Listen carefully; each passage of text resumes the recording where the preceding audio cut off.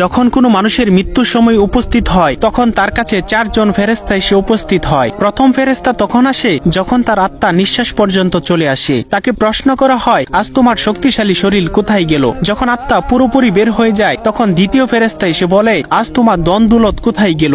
দুনিয়াতে জানিয়ে তুমি গর্ব করিতে। এরপর যখন জানাজা উঠানো হয় তখন তৃতীয় ফেরেশতা এসে বলে, আজ তুমি এমন এক লম্বা সফরে বের হচ্ছ যা এর আগে কখনো করো নাই। আজ তোমাকে এমন এক ঘরে শোয়ানো হবে যেখানে নিঃশ্বাস ফেলানোর জায়গা পর্যন্ত নেই। যখন তাকে কবরে শোয়ানো হবে তখন চতুর্থ ফেরেশতা এসে বলবে, কাল পর্যন্ত তুমি জমিনে চলাচল করেছ, আজ তুমি জমিনের নিচে শুয়ে আছো। কাল তুমি হাসছিলে, আজ তুমি কান্না করছো। কাল পর্যন্ত সবাই তোমার সঙ্গী ছিল, কিন্তু আজ তুমি একা। কোথায় তোমার আদরের স্ত্রী সন্তান যাদের জন্য তুমি মাথার ঘাম পায়ে ফেলে উপার্জন করেছিলে? আজ কেউ তোমার সঙ্গী হবে না একমাত্র আল্লাহ ছাড়া।